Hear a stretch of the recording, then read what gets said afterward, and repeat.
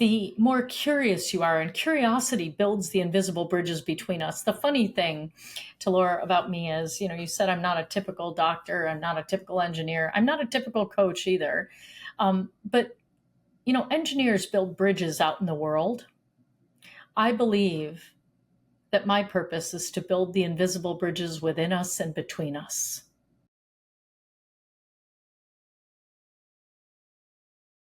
Welcome back to another episode of the Peak Performance Life podcast. Today, I am very excited to be speaking about an incredibly important topic and one that is not talked about enough.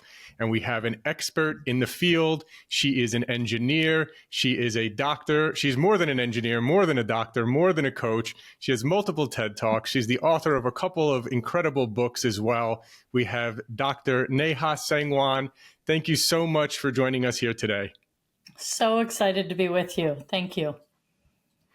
Well, let's kind of give a little bit of a backstory of how you got interested and how you started making the connections between different things that were helping people in the field that you're now heavily involved in.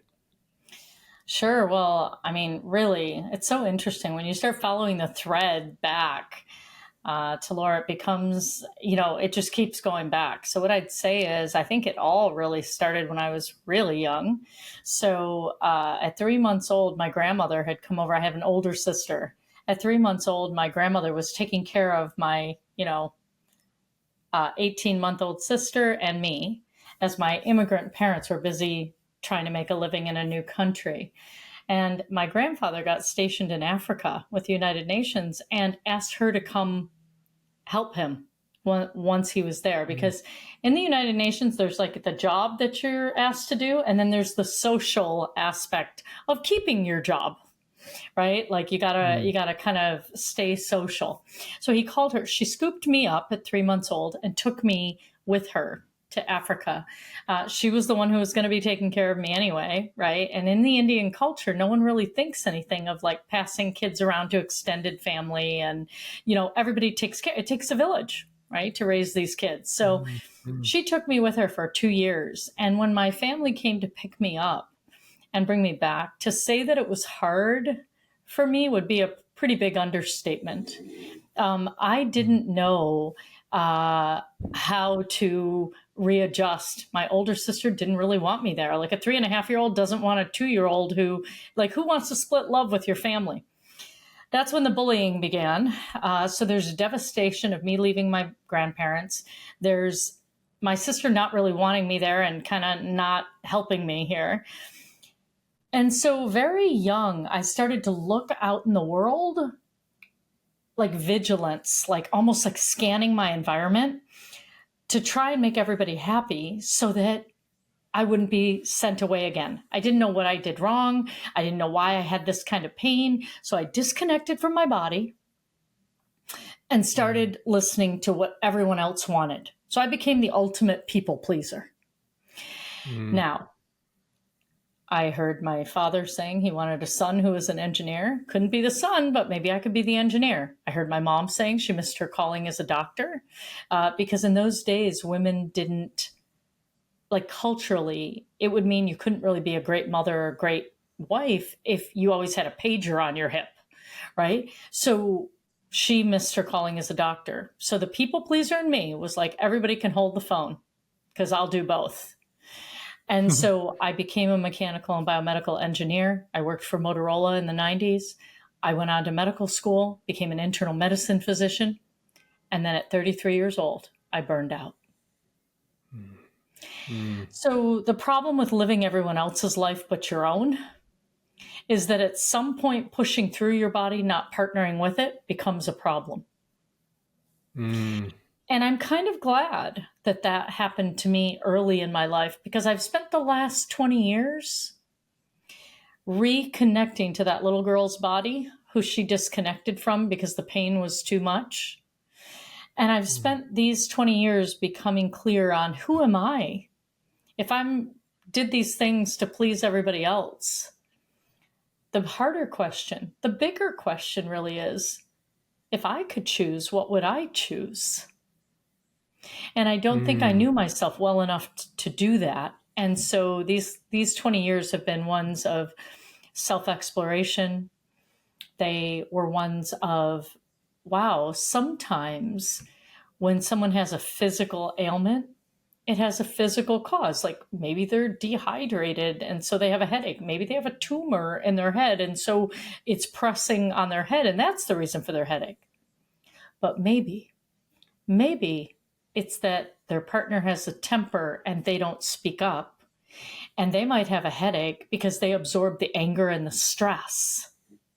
And so my job became me figuring out what is the difference between when physical ailments are actually physical in origin and what do we do when we tell a patient that they're fine, but they don't feel fine, which is a lot of what we do, you know? Wow. And so I went on this quest to figure out burnout, to understand what the connection between communicating with ourselves and communicating with other people and how that led to the stress that made us physically ill. What was that? And I think our global, avoidance of conflict, our desire to vigilantly, become successful to the outside world, all these things I think have led to a very fast pace of life, burnout, overwhelm, and a lot of people kind of lost as to where they belong and what really makes them successful. So that's how I got here. That's why I wrote these books. It's born of my own, need, but also working with tens of thousands of others. Yeah, this is a fascinating topic. I love going deep on stuff like this. And I've always thought that there's so much with the mind-body connection and so many people's illnesses. And I think I certainly see it in people that are angry or really stressed or just, there's something going on, a family problem that they're just so angry about and they can't let it go. And they just suffer so many illnesses. And you can kind of, you intuitively know that there's some sort of connection emotionally here. But again, it's so hard to quantify it, right? So yeah, what are some of the common things that you're seeing here when people are kind of disconnecting or common illnesses that may arise? Yeah. Well, what I'd say is it depends. So if I'm thinking about burnout, okay, so burnout is like this triad. It's physical, mental, emotional exhaustion that goes on over time. It's also the second part of the triangle is cynicism and depersonalization. So what happens is they've been exhausted for a long time. They have all these strategies, like I'll have a glass of wine after work. No, hand me the bottle. Or I'll have a coffee in the morning to, pick me up. And then they're like, make it a double. So very naturally in our world, we start medicating ourselves in various ways to numb out the discomfort in our bodies. And so sometimes it shows up as a headache. Sometimes it shows up as, for me, it shows up as throat constriction and swirling of my stomach. So I feel this thing in my gut and I feel a tightness in my throat. But I'd ask everybody listening, when you are out of your comfort zone, when someone takes credit for your work, when you don't feel appreciated, when something shifts, when conflict starts again, like, how does your body communicate with you? What's the unique way that it's your own physiology is trying to tell you that something's wrong? Because most of us miss those early signals. And if you don't know how to decipher your body's physical signals, you're missing the early signs. You're only going to pick it up really late in the game. Right? Yeah. So when imagine we're sitting around the dinner table and someone says something that we don't think is true, upsets us, we disagree with, whatever it is. What's your first signal telling you that something's off? Do you know what yours is, Talar? I would say I realized, I don't know if you've ever heard of Dr. John Sarno. His back pain book? Yeah. You bet. I had back pain. I would get, sporadic back pain here and there. I actually had it first manifesting over 10 years ago in my fingers, hands, wrists, arms. And then sometimes it pops up. And so and it's actually extremely common, as I'm sure you know, with entrepreneurs and very driven people. And, this kind of inner tension that he talks about, they're like I gotta get it Yep. done, right? And Yeah. which obviously eventually will lead to burnout. So that's where it would be for me. I'd say more often than not, my back. Yeah, and then you also mentioned, right, in your hands, Yeah. in your extremities. I mean, Yep. really, really specific. And that's something, if somebody doesn't know, if somebody's listening right now and they're like, I don't know, my body doesn't talk to me. I don't know what she's talking about. What I would encourage you, first of all, I'd say congratulations, you're a master of the external world. You have successfully, because your body is talking to you, but you have successfully pushed through that so that your main focus is in the world outside of you. And so what's great about that is you probably get a lot of stuff done. You're probably, people love giving you stuff to do because you get it to done, right? But here's the thing. If you're missing the data that's coming from inside you, okay? So there's research and then there's me search. Someone Mm. knowing themselves well enough to pick up these signals. Then what you do is grab like an AirPod case, grab like a smooth stone, something that would fit nicely in the palm of your hand. And during the next meeting, when emotions start flying, when there's conflict, when something like that happens, if you can't feel anything in your body, at least say to yourself, I can feel this stone in my hand, this AirPod case in my hand. And that, after a few times, suddenly you'll start saying, oh, my right shoulder, oh my gosh. And it will open up the sensations inside your body. So I learned that when I taught a group of oncology, like cancer doctors, because they were the ones that most often told me that they couldn't feel anything. Now I understand that. Every patient that comes to them comes with the diagnosis of potentially dying, right? They have cancer. Mm. And so that's a good defense mechanism for a doctor who has to meet that patient every single time to be able to not have to feel that pain. But listen, Mm. you don't have to be a doctor and you don't have to, you can literally be a normal person in everyday life in our world today, moving faster and faster, digitally, AI, you name it, right? To just be trying to keep up. And if you get that sensation that you're on a treadmill going just a little too fast, right? That's the feeling. And all of us at some point or another know what that feels like. So the triad is exhaustion, mental, emotional, mental, emotional, physical exhaustion, goes on for some time. You're adjusting. All of a sudden, the second part comes in where you have cynicism, where you're like, oh, it doesn't matter how hard I try. I'm never going to be able to change the healthcare system or the hospital, or I'm not going to make a difference, as an entrepreneur or whatever it is. And then you start distancing yourself from other people, not because you aren't lonely and you couldn't use some social connection, but because you don't have the energy for it. And so that's the second part of this, the exhaustion, the cynicism and depersonalization. And then the third part is ineffectiveness, where you literally start to become less effective. And it takes you longer. You're making mistakes, like all sorts of things start happening, right? And so that's how you know. But all of this, like I told you, happens over time. There's like the first phase where you're jumping on a treadmill that feels like you're going a little too fast. And it's like that startling space where your gut might be, you might have diarrhea, constipation. It's like your intestines are like rumbling. Your heart might be racing. You might feel irritable. You might have insomnia, but you don't want to only think of these things with burnout or stress. I mean, sometimes they can indicate a really important physical ailment. So the first thing you do is make sure you get a clean bill of health. Once you have a clean bill of physical health, now you start thinking about things like, is this stress? Is this burnout? What is it? Because they're telling me I'm fine, but I don't feel fine. Right. And then the first phase is the alarm phase, where that you're on that treadmill going too fast. If you just stay there or you slightly keep turning up the speed, you're going to end up in the chronic adaptation phase where you're just hanging on by a thread, but you're making it all happen. Sometimes you're someone who'd say, I'll catch up with my sleep on the weekend. Like, I don't have time during the week. Or after the weekend, you're not rested. Like, you go on a week's vacation and it's like Monday and you're like, oh, like you start not to be able to recover. And then one more thing happens and you go sliding down the slippery slope of burnout. You might think it happened overnight, but I promise you it happened over months and years.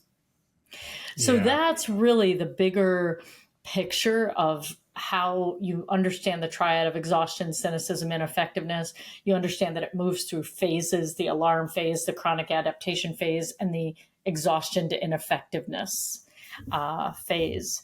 So I just want people to really understand that this isn't something like you're fine on Monday, but then you're burned out on Friday. That's not how the body is. Way too sophisticated. It's like adjusting your blood pressure. It's kicking out, adrenaline and cortisol. It's like this whole elaborate thing. So it can go on for a really long time. But when you crash, it might feel like it happened suddenly. Right. Yeah, this is such a fascinating topic. It's so true. I mean, even myself, last week, I actually had a little back issue flare up.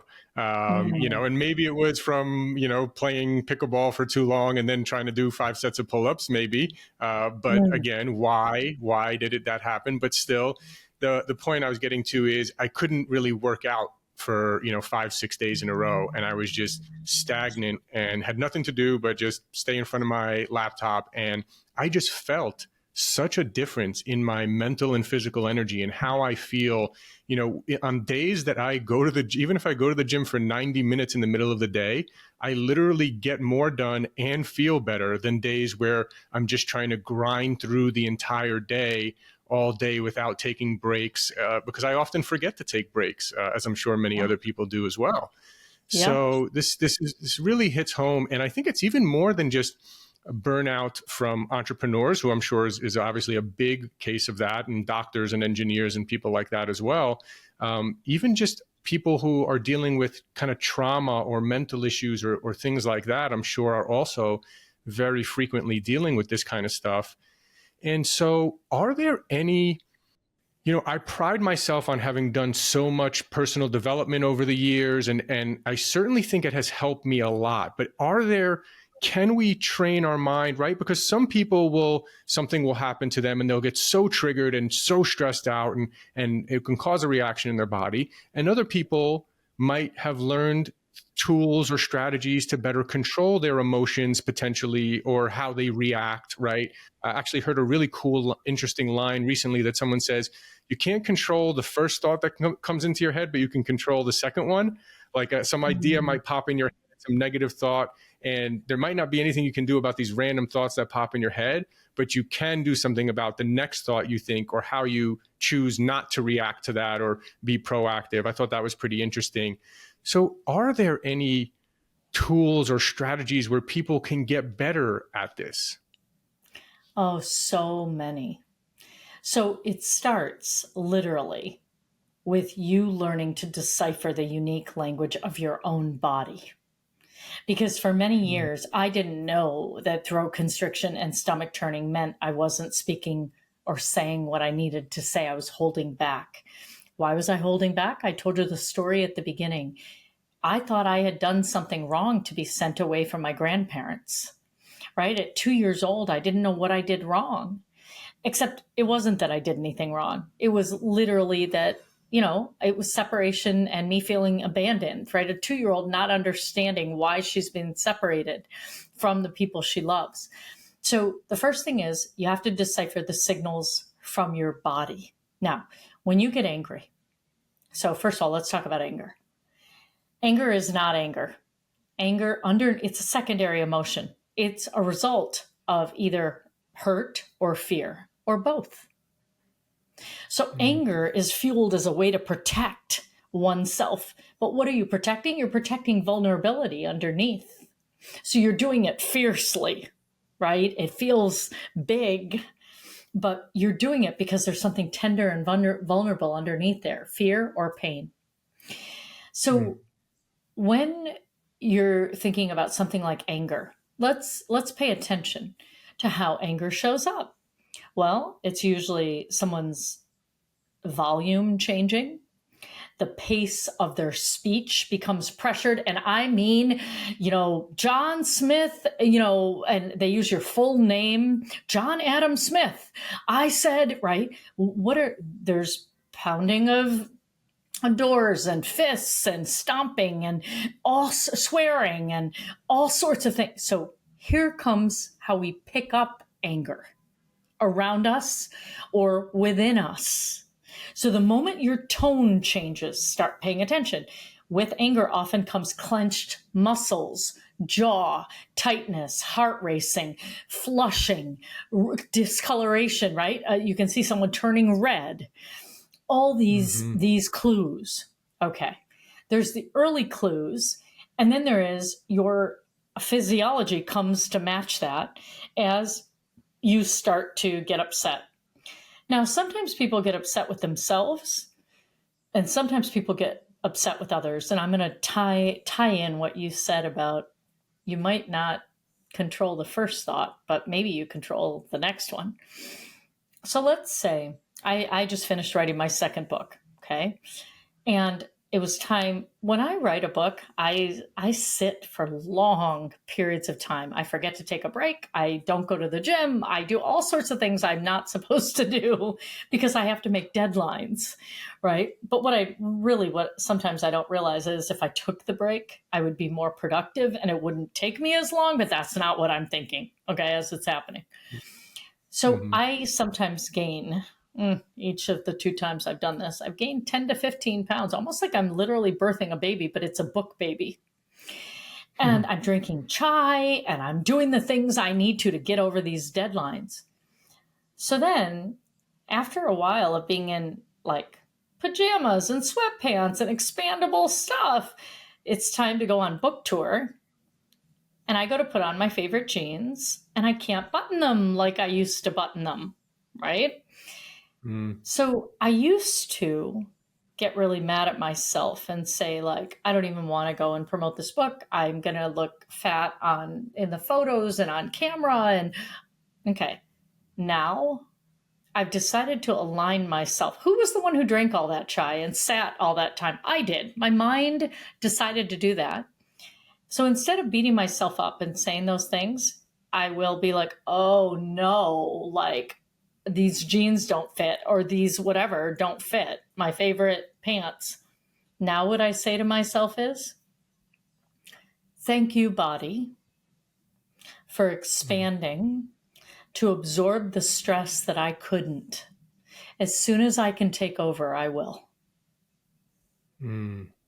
Because when my mind and my body are aligned, I'm much kinder to myself. I take accountability for the fact that my mind made choices to make it over a deadline, and my body was there,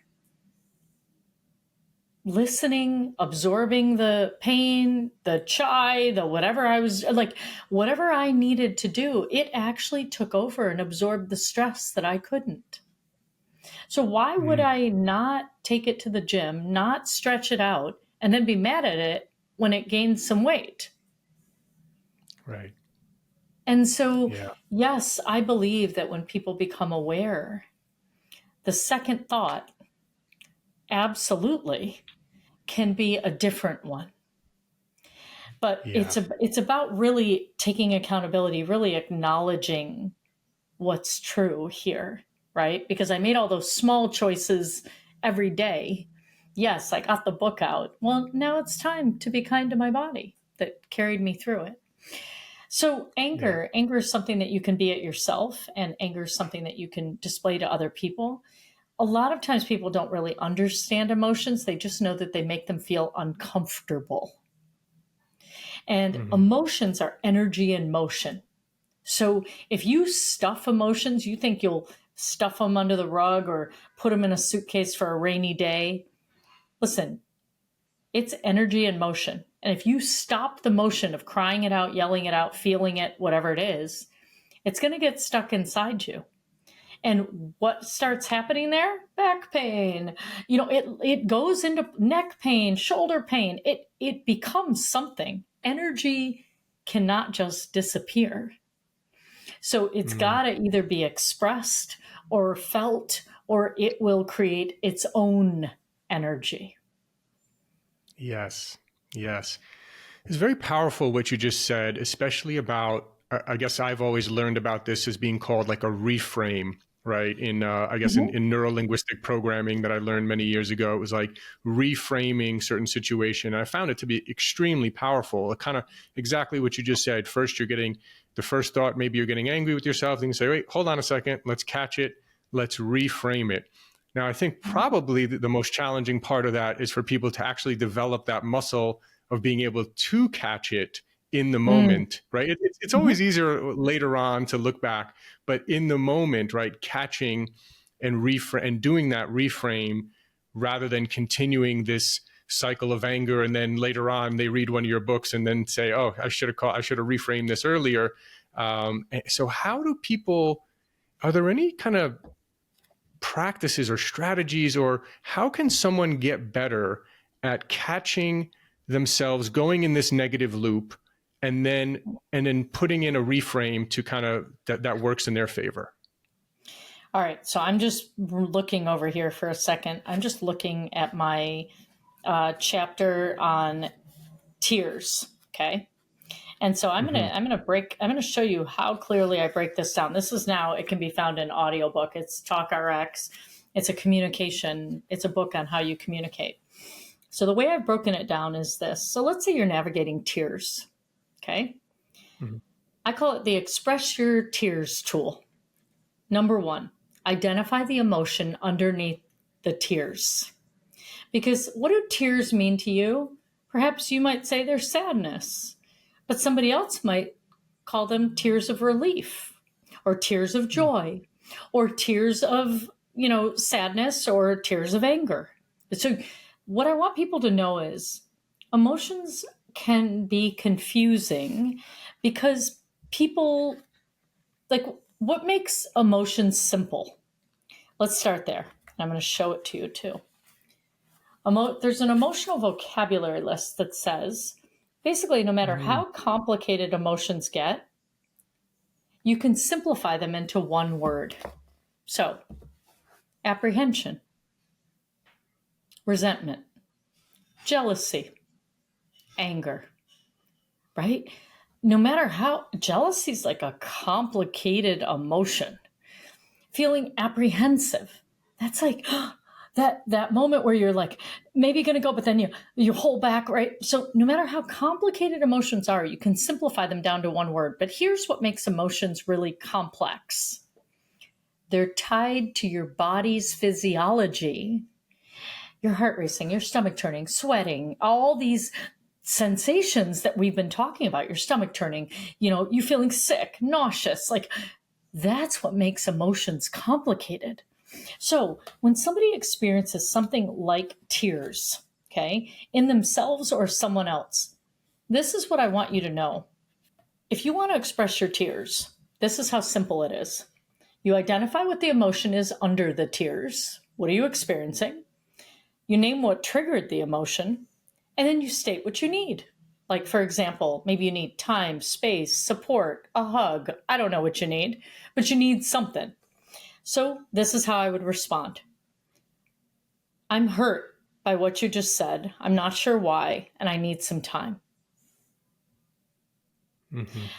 Wow, I'm so happy. That means a lot to me. We should celebrate. Now, those are tears of joy, right? Or what about identifying the emotion, identifying what triggered the emotion, and stating what you need? Here it goes. I'm relieved. At least now I know the truth. I need time to make a decision. So if you're expressing your own tears, you start tearing up. If you're somebody who's acting like nothing's happening and hoping no one noticed, that's when everyone's going to be whispering, is she crying? Okay. But if you just name it, wow, that really touched me. Let's take a deep breath. This one's for me. Now Mm-hmm. you've acknowledged what's happening, and then everybody else doesn't have to talk about you having this experience. Now, let's talk about if you want to respond to tears. Let's say somebody else is tearing up in front of you. Here's the 3 things you do. Hit the pause button and breathe the moment you notice that. Acknowledge his or her emotion and get curious about what they need. Okay? Mm-hmm. So it sounds like this. I see how important this is to you. How can I help? Mm-hmm. What about, I hear how painful this is. How can I best support you? Mm-hmm. Like, I hear how deeply this has touched you. Is there any way that I could be of assistance? Mm-hmm. So, Yeah. if you don't know how to express yourself in a tearful moment, just ask yourself, if my tears could speak, if they could talk, what would they say? Hmm. That's really And nice. if it's someone else who is crying but isn't expressing it, you just ask them, if your tears could talk, what would they say to me? So Yeah. there's very simple, practical, it's one of the most common things people ask me, which is, what do I do when all of a sudden I get teary? Or what do I do if someone else starts crying? It's like such a mess. It's not a mess. It's like 3 simple things. And it's, how long does it take? Less than 5 seconds. You're like, hey, I can see how important this is. How can I help? Yep. Right? Same thing with Yep. anger. I'll give you that here. So you want to express your own anger, state what's happening and ask for what you need. So it's like this. I feel myself reacting to what you said. I'd really like to talk about it. Mm-hmm. Or I can feel myself shutting down. I need to go for a run and we can talk later. Yeah. I'm not in the right frame of mind to continue this conversation. I need some time. Yeah. So it's like letting people know. But if somebody else is angry, it's like this. I see how upset you are. How can I best support you? I hear your Yep. frustration. What happened? Or Mm-hmm. your tone changed and you've gotten quiet. Are you angry? So Yep. you're literally just, do you see how quick and simple it is? Like, it's not hard, but it's that we get afraid that it will get messy, that we won't know what to do, we won't know how to handle it, whatever it is. And so we back away. And so I'm Mm. happy to give anyone listening links to where they can find information and these like scripts of like, oh, what do you do, so they can just see it. Don't use mine, make it your own, and people will Yeah. know if you're just repeating back something you've heard, because then it's not authentic. But with Right. tears, with anger, with anxiety, I can give you, we'll give it to your listeners where they can just get a free, download of scripts that will help them if they feel challenged by what to say in the presence of their own emotion or someone else's, if that's helpful. That would be amazing. Yeah. We'll put those in the show notes. That would be great. Sure. And Yeah. just a personal kind of example from my own life of how this is really so important and I think cannot be underestimated. My own father, who I would say is, not in touch with his emotions, kind of a army guy, very disciplined, kind of grinded his way through life. And at a very old age, he had something kind of traumatic happen to him, someone leaving him, and he did not know how to handle this anger. And he already had high blood pressure from being slightly angry, most of his life. A guy who's exercised, played tennis and did all these kind of things, but really emotionally had high. And I think blood pressure is one of these ones where you can really see. I mean, everyone knows, like, if you get angry and your blood pressure goes up, and high blood pressure is one of the most devastating things to your health, right? The And silent so killer. Silent killer. it really is. And I think more than, it's so clear that this has a deep emotional connection with blood pressure. And so my father, when he couldn't handle this situation and got so angry, his blood pressure went up so much that he ended up having multiple strokes. And since then, his mental health has declined substantially every year since then. And so, I say that for other people to hopefully learn from that story and don't let that happen to you, right? So it's really important to learn these strategies. So your book, Talk RX, and your other book as well, Powered by Me, From Burnt Out to Fully Charged at Work and in Life. I think these are invaluable resources for people to learn how to master this as best you can, master this mental, emotional aspects of our lives that have such a huge impact. Huge. And what's so interesting is I think, studying in the traditional medical world, we were never taught the interconnections between your physical health and your mental, emotional, social, spiritual health. But stress causes or exacerbates more than 80% of all illness. And so, Wow. that being the case, it's like when I give someone a diagnosis of high blood pressure, most often I give them idiopathic hypertension. That means I don't know the cause of idiopathic hypertension, your high blood pressure. Okay. So you have idiopathic hypertension. Now it sounds very fancy. All that means is you have high blood pressure and I don't know why. Okay. I am really convinced that many people's high blood pressure is them swallowing their emotions, literally not being willing to express or exploding. So people have said to me, is it better to hold it all in or is it better to explode? Well, neither. Neither. Right. They're both opposite ends of a spectrum. What you really want is to be able to decipher your body's language and pick up the early clues, know what you value, and then be able to articulate what you want and need. Be able to articulate to another person what you're observing. I heard your tone change. I saw you look away and cross your arms. Was something I said upsetting? Did something happen? Or what happened?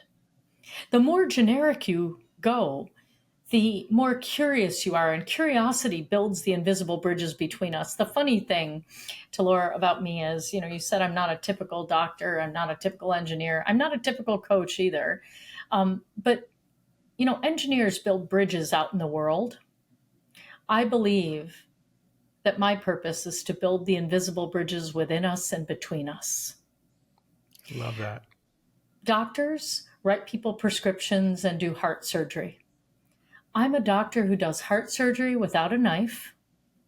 And I'm a doctor who gets people to the root of their stress so I can get them off medications, not on them. Amazing. So, and as an executive coach, I don't really follow all the rules that, traditional coaching teaches me. I integrate your physical, mental, emotional, social, spiritual worlds. I do root cause problem solving. Sometimes I tell you what I think and give you a prescription rather than ask you a question, right? There's a doctor in me, there's a coach in me, there's a therapist in me that wants to get, when you ask me about how I got here, I went all the way back. Because that's the part of me that knows if I don't go back to where this little girl learned her coping mechanisms, I'll never heal the root abandonment that has me not wanting people to leave me. I have to acknowledge that came early. It was a trauma for me. And if I can acknowledge it and I can heal it, there used to be a time that I never could say it out loud without crying. Now I can speak of it. It's true. It's much more healed. I can now say it and it's part of my story and it's okay. And I've healed many layers of it. And now I'm moving on to how can I help others? If my pain, if my trauma in life can ever serve as someone else's survival guide, boy, wouldn't that at least make it worth it? Yeah. Yeah, that gives, they say, what do they call it? Turn your mess into your message. And I think it's so Yeah. powerful for people, right? Someone who is an alcoholic who can turn their life around and then help hundreds or thousands of other people, get rid of their alcoholism or addiction or whatever the case may be, and gives them a great purpose and joy in their lives, and has a huge turnaround there. There's many examples of that. And I think it's incredible. I did want to ask you, I know you're huge on communication, Mhm. and maybe this is just the male side of me that wants to challenge the communication part a little bit. But Sure. in many times when there's anger, I've kind of always been taught, like, like when I want to respond to that email and I see myself starting typing really fast and starting to get the heartbeats going up, the whole wait 24 hours, the 24-hour rule, wait till you're not in the emotion.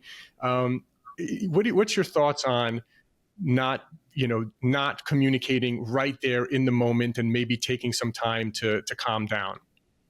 I think it's really smart because what's happened Mm-hmm. is it's something called an amygdala hijack. When you get triggered, there's something so I'll tell you what happens for me. When I think people are attributing reasoning or intentions to my actions that aren't true, oh my God, I go to 0 to 60 in like 3 seconds. That's an old wound that's getting triggered right here, right now.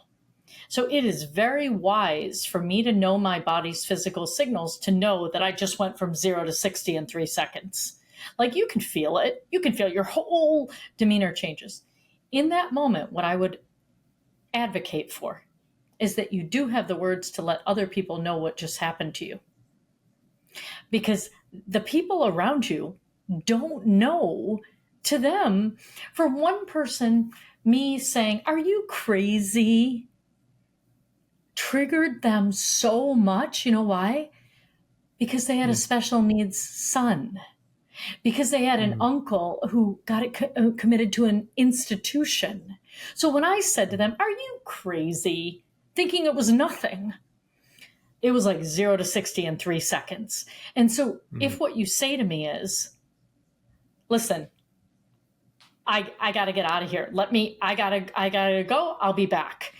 You can even do it in that much, right? If you can't do it and you leave, someone else might be like, "I think he's mad at me. I think I did something. I did." So if you don't speak and you're in the presence of other people, they will project. I would, as a little girl, you know me now, I'm like, "What did I do wrong?" Right? Someone else may say, "What an idiot. How rude. He just like got up and left. That is so," and blame it on him.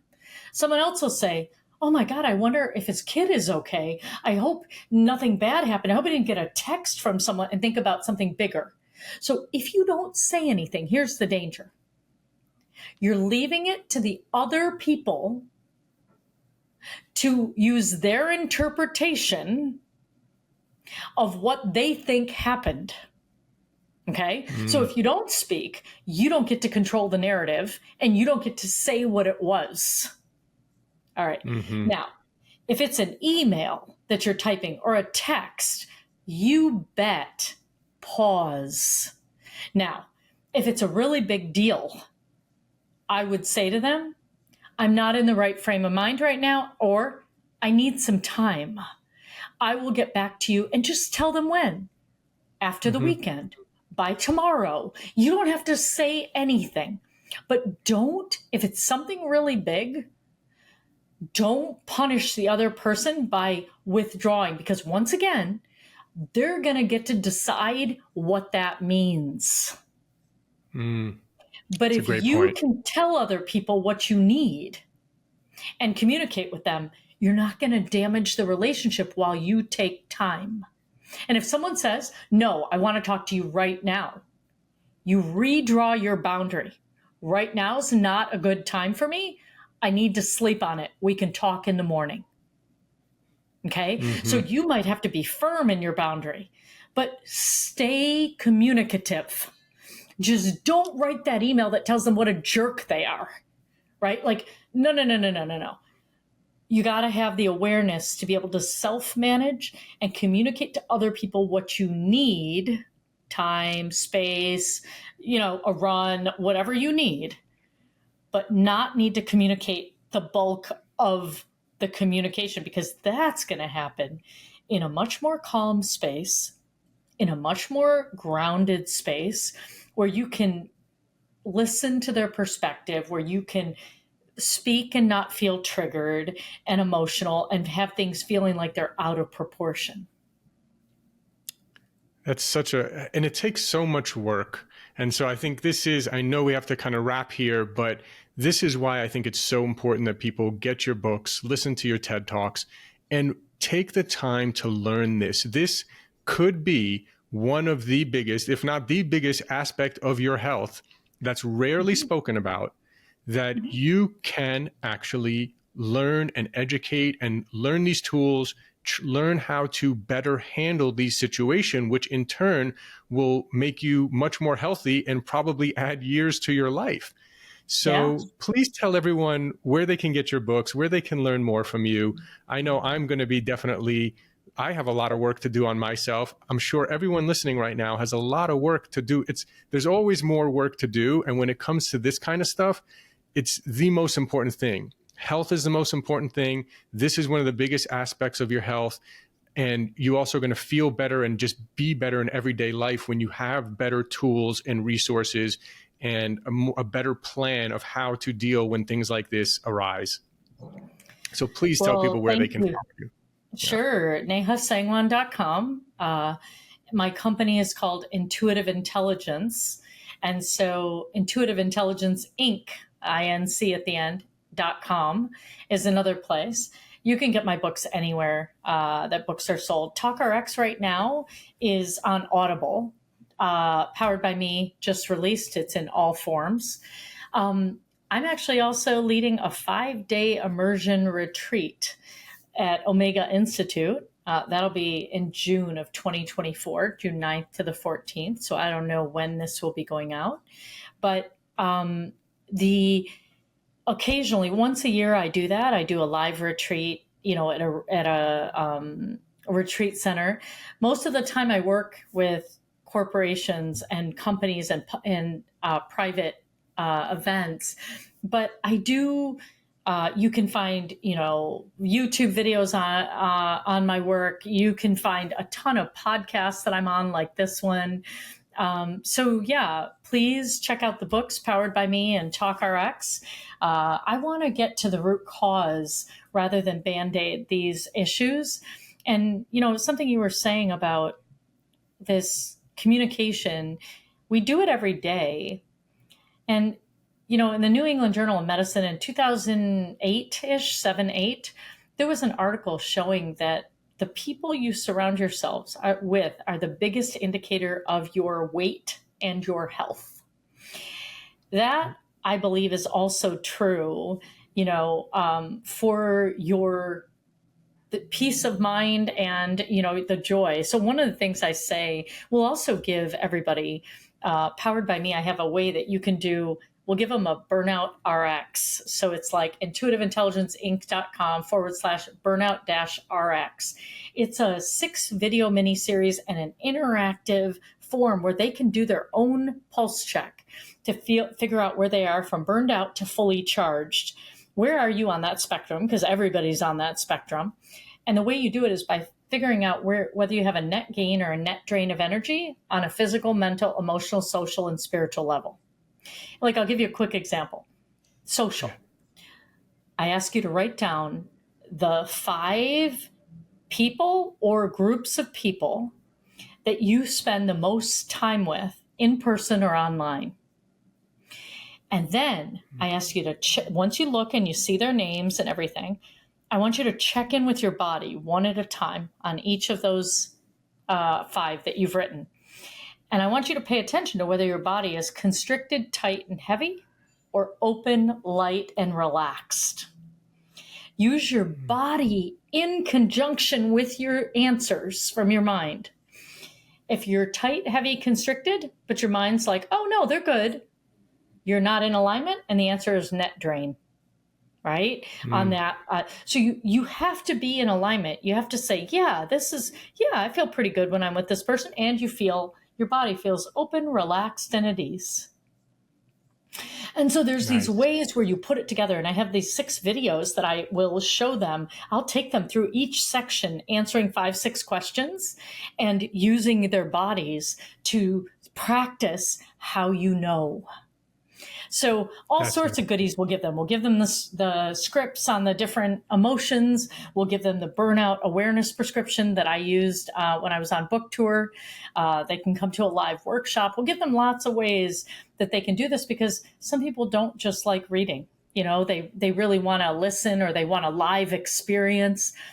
We can give them all of that. Thank you so much. This has been absolutely amazing, and I absolutely adore the work that you are doing. It is so important, and just thank you so much. And I highly encourage everyone to get some of those resources, read the books, watch the videos, whatever way works best for you. This is one of the most important strategies, tools, muscles, whatever you want to call it, that you can do for yourself. And I highly recommend that you take the time and learn how to do it. Thank you so much for joining us today, and I hope we can do it again soon. You bet. What an honor to be with you. Thank you. Thank you. Thanks for listening. If you enjoyed the episode, can you please leave us a rating or review and subscribe? I've realized that while we have actually increased our downloads a lot, we're actually getting a lot of downloads, which I'm really happy about. We actually have very few ratings. And I realized that I've never asked people really to rate much. So I'm asking you now if you could please rate and review and subscribe. And if you enjoyed the episode, please forward it along to anyone that you think will get value out of this. Also, if you haven't checked out our line of products at buypeakperformance.com, you get 20% off your first order. That's www.buypeakperformance.com. We have some incredible products, including our organic high-altitude coffee. If you don't know this, coffee is one of the most heavily sprayed with pesticides out of any crop. So it's really important that you drink organic coffee. We've gone above and beyond to source what we believe is the highest quality and healthiest organic coffee in the world. We're also famous for our organic green superfood powder. You can get 20% off of that as well at buypeakperformance.com. We also have an organic vegan and paleo plant protein. See, most of the vegan proteins out there are using brown rice protein, which is really not a good source of protein, and it's also a grain. And if you're paleo, you know that grains tend to cause inflammation in some cases for some people. And so we wanted to make one that was paleo friendly and vegan and organic. We made an amazing amino acid profile, so it's really one of the best plant proteins for muscle building. So you can check out Peak Performance Organic Plant Protein. You can find that on our website. Of course, all our products are on Amazon as well. So thanks again. And again, please, if you enjoyed the episode, please forward it along to someone who you feel can get value out of it. And please leave us a rating, review, and subscribe. Thank you.